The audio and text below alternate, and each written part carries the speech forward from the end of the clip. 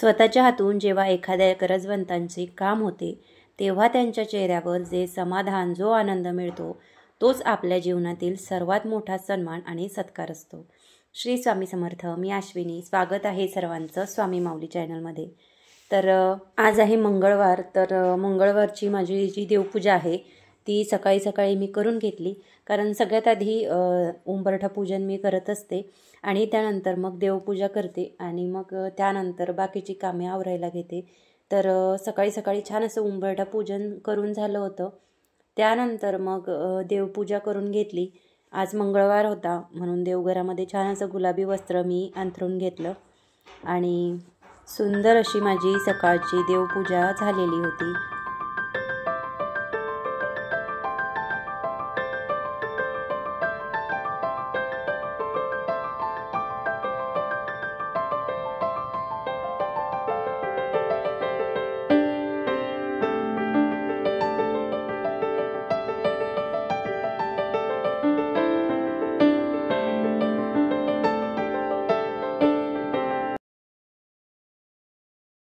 आता छान अशी माझी देवपूजा करून झालेली होती। त्यानंतर बाकीची जी कामे आहे, स्वयंपाक वगैरे ते सुद्धा माझं करून झालेलं होतं। गॅस ओटा छानपैकी स्वच्छ करून घेतला आणि मग त्यानंतर आता मार्गशीर्ष महिना येतोय। तर मार्गशीर्ष महिन्यासाठी आपण बऱ्याचशा वस्तूंची खरेदी किंवा महालक्ष्मी आईसाठी वस्त्रांची खरेदी करत असतो। तर मी सुद्धा बऱ्याच अशा वस्तू महालक्ष्मी आईचा मुखवटा मार्गशीर्ष महिन्यासाठी खरेदी केलेला आहे। त्याबद्दलचा सुद्धा वेगळा एक व्हिडिओ मी चॅनलवरती अपलोड केलेला आहे। तो जर तुम्ही बघितला नसेल तर नक्की बघा। खूप असा सुंदर मुखवटा मी मार्गशीर्ष महिन्यासाठी घेतलेला आहे। त्यानंतर आता मार्गशीर्ष महिन्यासाठी आपण जर देवी आईला वेणी वगैरे घातली किंवा मग इतर कुठले जर आपण डेकोरेशन आपल्याला करायचं असेल तर त्यासाठी छोटे छोटे ब्रोच किंवा मग ज्याला आपण पॅचेस म्हणतो कॅनव्हासचे, तर ते आपण बाजारामध्ये आपल्याला सहज मिळतात। पण बऱ्याच वस्तू अशा असतात की ज्या आपल्याला घरीही करता येतात अगदी कमी खर्चात आणि कमी वेळात।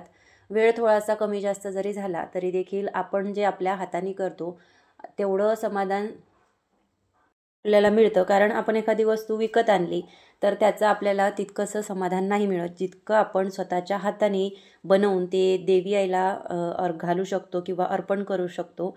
तर त्यासाठी मी काही ब्रोचेस ज्याला आपण पॅचेस वगैरे म्हणतो तर ते घरी तयार करत होते। तर हे तयार करण्याचा काही वेगळाच आनंद असतो। त्यामुळे मग आज वेळ होता तर दुपारच्या वेळामध्ये मी सगळी कामं जी आहे तर ती करायला घेतली। तर आज देवपूजा सकाळी सकाळी लवकर करून झाली होती, कामं वगैरे सुद्धा लवकर आटपून झाले होते, म्हणून मग सकाळपासून दुपारपर्यंत मी ही सगळी कामं जी आहे तर ती केली। तर याला फार वेळ नाही लागत, अगदी अर्धा पाऊण तासामध्ये होतं। तर आज कामं लवकर आवरल्यामुळे मग मी हे करायला घेतलं। तर मी काय केलं, एक छोटा कॅनव्हास असतो जो आपण पॅन्ट वगैरे शिवतो तर पॅन्टला बॉटमला टाकला जातो, तो कॅनव्हास माझ्याकडे होता। जेव्हा मी मार्गशीर्ष महिन्यासाठी महालक्ष्मी आईसाठी साडी शिवली होती तर त्याच्यामधलाच हा थोडा उरलेला होता, तर तोच मी घेतला आणि त्याचे मी असे छोटे छोटे पॅचेस जे आहे तर ते बनवत होते। तर माझ्याकडे मुलीसाठी सुद्धा प्रोजेक्टला लागतात आणि माझे स्वतःचे सुद्धा आधीपासून काही कलर्स वगैरे आणि कुंदन किंवा जे स्टोन वगैरे असतात तर ते भरपूर असे माझ्याकडे होते आणि असे मोती कलरचे भरपूर असे छोटे छोटे राऊंड शेपमध्ये आणि त्यासोबतच स्क्वेअरमध्ये सुद्धा भरपूर असे मोती जे आहे ते माझ्याकडे आधीच होते।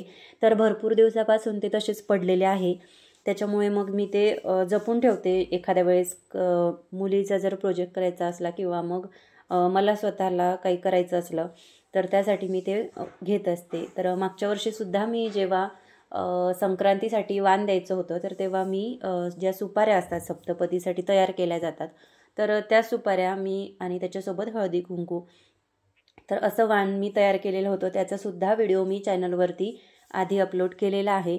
तर असं सुंदर असं वाण मी मागच्या वर्षी संक्रांतीला दिलेलं होतं। त्यासोबतच त्याच्यामधल्या काही वस्तू होत्या तर त्या बऱ्याच अशा उरल्या होत्या आणि जे मण्यांची माळ आहे तर त्यासुद्धा भरपूर प्रमाणात सिल्वर कलरमध्ये, ग्रीन कलरमध्ये, रेड कलरमध्ये उरलेल्या होत्या। पण मी आणखी एक मोरपंखी कलर घेतला होता, कारण मुखवटा जो आहे तो मला डिझाईन न करता किंवा कुंदन वगैरे न लावता घ्यायचा होता. तर त्यासाठी मी आधीच डेकोरेशन करण्यासाठी हे जे मोत्यांची मण्यांची माळ आहे किंवा मग हे जे तुम्हाला इथे दिसत असतील स्क्रीनवरती जे छोटे छोटे गोल मोती आहेत, तर ते मी डेकोरेशनसाठी घेतले होते. तर आता मुखवटा तर मी घेतलेला आहे आणि तो आधीच डेकोरेशन करून त्याला छान छान सुंदर असे कुंदन वगैरे मोती वगैरे लावून आलेले आहे. त्यामुळे मग आता हे असंच पडून राहिलं असतं, म्हणून मग मी हे असे सुंदर सुंदर पॅचेस तयार करण्यासाठी घेतले. तर आता तुम्हाला पुढे सांगते की मी हे पॅचेस कसे वापरणार आहे. तर बघा, एक एक करून मी जवळपास 5 ते 6 तयार केले होते हे पॅचेस. तर मला असं वाटलं की जेव्हा आपण त्याला वापरू किंवा देवी आईसाठी त्याला मुखवट्याला किंवा जे काही आपण सजावट करू त्यासाठी आपण लावणार आहे, तर कमी नको पडायला म्हणून मी आणखी 1-2 त्याच्यामध्ये बनवून घेतले आणि जास्त नाही बनवले, कारण मग ते तसेच पडून राहतात. कारण जसजसं आपल्याला आयडिया येते किंवा सुचत जातं तर आपण आणखी नवनवीन काहीतरी करण्याचा प्रयत्न करतो. त्यामुळे मग जुनं असलं की ते तसंच पडून राहतं, खराब होतं. म्हणून मग मी जेवढे लागतील तेवढेच हे पॅचेस जे आहे तर ते तयार केले होते. तर आता बघू शकता तुम्ही, मी सगळे पॅचेस जे आहे ते जवळपास 6 एवढ्या प्रमाणात तयार केले आहे. आणि जर पुढे लागलेच तर मग ते वेळेवरती सुद्धा करता येतात, कारण साधारण एक पॅचेस तयार करण्यासाठी काही फार वेळ नाही लागत. 5 ते 10 मिनटं लागतात. तर म्हणून मग मी एवढेच पॅचेस तयार केले. तर सुंदर असे माझे पॅचेस जे आहेत ते तयार झालेले होते.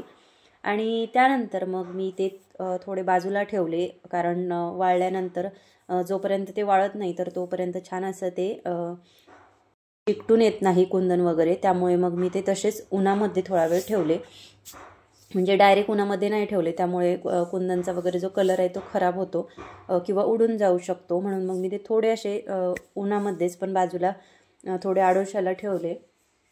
आणि तोपर्यंत मग बऱ्याच दिवसांपासून मी तुम्हाला सांगितलं होतं की तुळशी वृंदावनाजवळ जे छोटंसं ग्रेनाईट आहे, तर त्याच्यावरती मला रांगोळी काढायची होती. तर आता रांगोळी म्हणजे आपण रोज काढतो बघा, पण रोज आपल्याला वेळ मिळेल असं होत नाही किंवा रोज आपण काढूच असं होत नाही.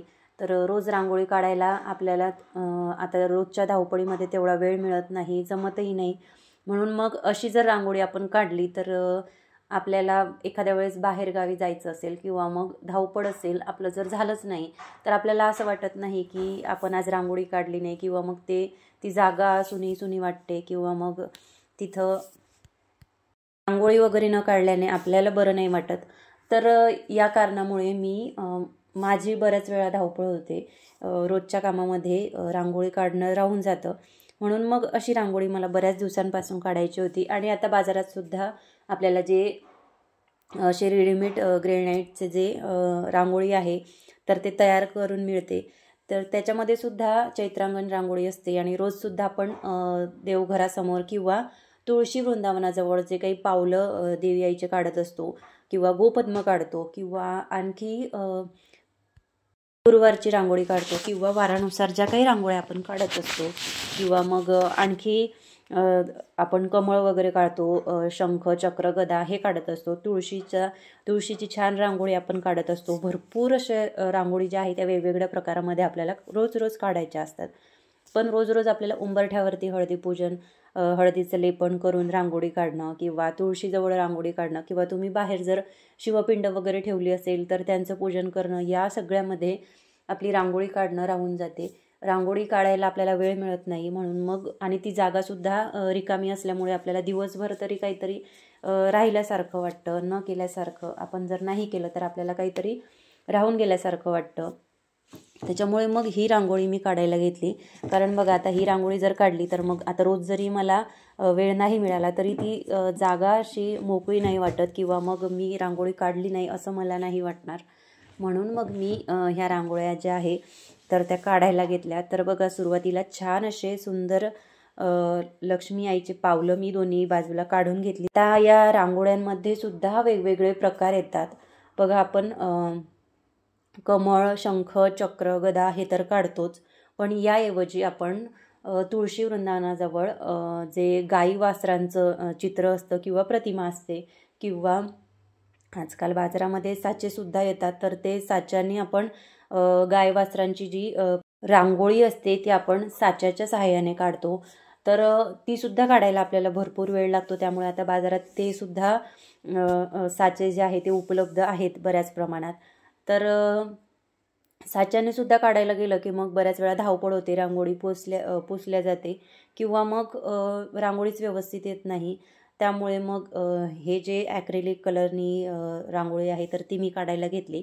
तर आता बाजारामध्ये सुद्धा आपल्याला जी रांगोळी येते ती रेडीमेडच येते, जी आपण आता ग्रेनाईटच्या रांगोळ्या मागवतो. तर त्यासुद्धा अशाच प्रकारच्या असतात. म्हणून मग मी सुद्धा बऱ्याच ठिकाणी शोधल्या, बघितल्या ऑनलाईन. तर छान छान सुंदर सुंदर अशा ग्रेनाईटच्या ज्या रांगोळ्या आहेत त्या होत्या, आणि सुंदर सुंदर काम त्याच्यावरती केलेलं सुद्धा होतं. पण आता जर मला रांगोळी काढता येते आणि छानपैकी जर मी तेवढं सुंदर मला नाही काढता येणार, पण माझ्यापुरतं जर रांगोळी सुंदर दिसत असेल, येणाऱ्या जाणाऱ्यांना बरं वाटत असेल, तर त्यामुळं मग विकत घेतल्यापेक्षा आपण स्वतःच जर घरी तयार केलं तर काय हरकत आहे, असं मला वाटलं. म्हणून मग मी ऑनलाईन न घेता किंवा बाजारातून विकत न आणता अशी जी रांगोळी आहे ती काढायला घेतली. आता याआधीसुद्धा मी ग्रेनाईटची रांगोळी वगैरे येते, तर ती मी बहुतेक स्वामी समर्थांच्या नावाची घेतलेली आहे. तर तीसुद्धा माझ्याकडे आहे. पण नेहमी असं घेतल्याने किंवा मग बाजारातून ऑनलाईन जर आपण अशा वस्तू घेतल्या तर मग त्याचा आपल्याला तितकासा आनंद नाही होत, जेवढा आपण स्वतःच्या हाताने काढून आपल्याला आनंद होईल. तर म्हणूनच मी मला जेवढं जमेल, जितकं शक्य होईल तितक्या मेहनतीने मी हे रांगोळी काढायला घेतली. याला खूप वेळ लागला. ते पॅचेस जेवढे तयार करायला मला वेळ गेला नाही, तेवढं ही रांगोळी काढायला गेला. कारण रांगोळी सुंदरच यायला हवी आणि छान अशी रांगोळी काढता यायला हवी, यासाठी माझा प्रयत्न होता. तर आता जवळपास सगळी रांगोळी तयार होत आलेली होती. तर आता तुम्ही रांगोळी संपूर्ण काढून जवळपास झालेली आहे. तर आता ही रांगोळी काढून झाल्यानंतर याच्यामध्ये मी कलर वगैरे सुद्धा भरणार आहे. तर रांगोळी काढून झाल्यानंतर तुम्ही मला सांगा की रांगोळी तुम्हाला कशी वाटली. आणि अगदी बाजारासारखी मला जमली नसेल, पण निदान आपल्याला स्वतःला किंवा येणाऱ्या व्यक्तीला रांगोळी बघून प्रसन्न वाटेल, तेवढी रांगोळी तर मला नक्कीच काढता आली असेल असं मला वाटतं. आता तुम्ही सांगा रांगोळी मला जमली का नाही ते. तर बघा, आता रांगोळी काढून झाली होती, मग त्यानंतर ती पांढरीच ठेवायची का, तर नाही, मला असं वाटलं की आपण रोज तर त्याच्यावरती हळदी कुंकू अर्पण करणारच आहे. पण तरी जे रांगोळीमध्ये थोड्या काही जागा शिल्लक होत्या, तर त्याच्यामध्ये कलर भरून आणखीन रांगोळी कशी चांगली होईल हे मला बघायचं होतं.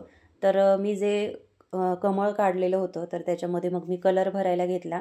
आता माझ्याकडे जो गुलाबी कलर आहे तर तो मी आधीच जेव्हा तुमच्यासोबत एकदा जे लोटस होतं, कॅन्डल लोटस, तर ते मी कलर केलं होतं. त्याच्यामध्ये माझा सगळा पिंक कलर जो आहे तर तो संपलेला होता. म्हणून मग आता माझ्याकडे जे कलर होते आणि जे कलर रांगोळीला छान दिसणार होते ते मी घेतले. तर बघा, कमळाला मग मी लालच कलर लावून घेतला, आणि जे पावलं असतात ते तर लाल असतातच. आणि स्वास्तिक जे मी पांढऱ्या कलरने काढून घेतलं होतं, तर त्याच्यामध्ये जे आपण पॉईंट देतो, छोटे छोटे ठिपके देतो, तर ते मी लाल कलरने काढून घेतले. आणि तुळशीला सुद्धा लाल कलर मी लावून घेतला. आणि जो शंख होता तर शंखला छान असा पिवळा कलर मी दिला. मला ऑरेंज कलरसुद्धा माझ्याकडे होता. थोडे मिक्स करून दोन्ही कलर द्यायचे होते, पण मग खूप वेळ झाला होता. म्हणून मग मी जो कलर होता वेळेवरती तर तोच कलर दिला. आणि छान अशी रांगोळी मी तयार करून घेतली. आणि जे कमळाचे पाने होती तर त्याला तर ग्रीन कलर दिला होता. आणि बघा, छान अशी माझी रांगोळी जी आहे ती काढून झाली होती. निदान आता तुळशीजवळ गेल्यानंतर जर एखाद्या वेळेस रांगोळी काढायचं राहून गेलं तर असं तर नाही वाटणार की आज आपण रांगोळी काढली नाही. कारण जेव्हा जेव्हा आपण तुळशी जवळ जातो तर अशी सुंदर अशी रांगोळी असताना आपल्याला खूप छान आणि प्रसन्न वाटतं. तर बघा, सुंदर अशी रांगोळी माझी झालेली होती. ही तुम्हाला कशी वाटली हे मला कमेंट करून नक्की सांगा. आणि त्यानंतर मग थोडा वेळ होता, तर रिकाम्या वेळेत काय करायचं म्हणून बऱ्याच दिवसांपासून मला जो चहाचा मसाला आहे तो तयार करायचा होता.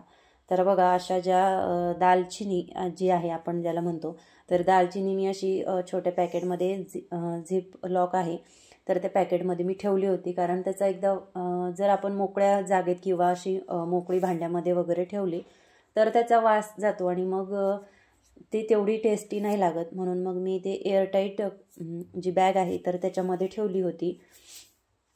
त्यानंतर मग सुंठ होती तर तीसुद्धा मी आधीच बाजूला काढून ठेवलेली. तर सुंठ घेतली आणि दालचिनी घेतली आणि त्यासोबतच मसाल्यामध्ये बघा मी नेहमी प्रमाण घेऊनच मसाला तयार करते असं नाही. ज्या ज्या वस्तू आता अंदाजे नेहमीचंच प्रमाण आहे.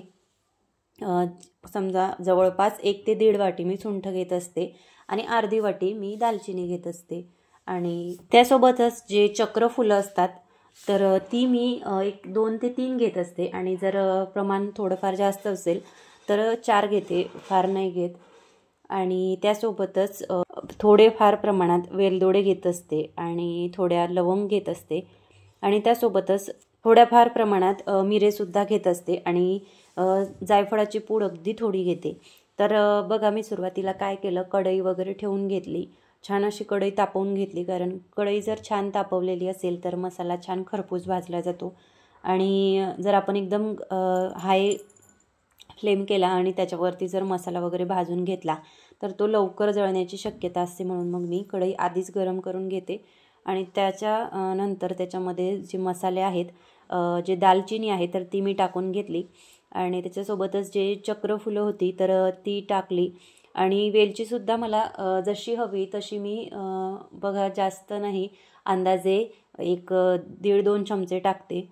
तर त्यासोबतच मिरेसुद्धा मी अगदी जेवढी लवंग घातली तेवढेच घेतलेले होते आणि अगदी प्रमाण जे आहे ते मी अंदाजे घेते, मोजून वगैरे काहीच घेत नाही. आणि त्यासोबत बघा जे चक्रफुलं आहेत तर ते मी अगदी 2 ते 3 असे एवढे घेतलेले आहे, जास्त फार काही घेत नाही. कारण टेस्ट जी आहे ती थोडी जास्त, स्मेल जो आहे तो जास्त डार्क होतो, त्याच्यामुळे मग कमीच घेते. त्यानंतर मग सगळा मसाला जो आहे तो छानपैकी भाजून घेतला आणि जवळपास 5 ते 10 मिनटं मी हे सगळे मसाले जे आहेत ते एकत्रित भाजून घेतले आणि त्यानंतर मग त्याच्यामध्ये सुंठ घातली आणि सुंठ घातल्यानंतर सुंठ भाजली, बरेच जण भाजतात किंवा बरेच जण भाजतही नाही, पण मी काय करते, मी सगळे मसाले अगोदर सगळे भाजून घेते आणि त्यानंतर मग गॅस वगैरे बंद करून घेतल्यानंतर सुंठ नंतर टाकते आणि जेवढी कढई गरम असेल तेवढ्या वेळापर्यंत हे सुंठ वगैरे जे आहे ती परतवून घेते. म्हणजे अगदी त्याला गॅस चालू असतानाच भाजून घेते असं नाही, नंतर टाकते आणि जेवढा वेळ कढई गरम राहील तेवढा वेळ ते कढईमध्ये मी सुंठ जे आहे ती ठेवत असते. तर छानपैकी मसाला जो आहे तो मी एक अर्धा ते पाऊण तास गॅस ओट्यावरती बाजूला ठेवून दिला. त्याच्यावरती झाकण वगैरे नाही ठेवलं, कारण मसाला गरम गरम भाजलेला असतो आणि आपण जर झाकण ठेवलं तर त्याला पाणी सुटतं आणि मग मसाला ओलसर होतो आणि आपल्याला मिक्सरमधून काढायलासुद्धा जड जातं. म्हणून मग छानपैकी मसाला जो खरपूस भाजलेला असते तो थोडा वेळ उघडाच ठेवायचा, जाता येतं त्याच्याकडे लक्ष ठेवायचं, जेणेकरून त्याच्यामध्ये काही पडणार नाही. आणि त्यानंतर मग अर्ध्या पाऊण तासानंतर मसाला मग मी मिक्सरमधून काढायला घेतला.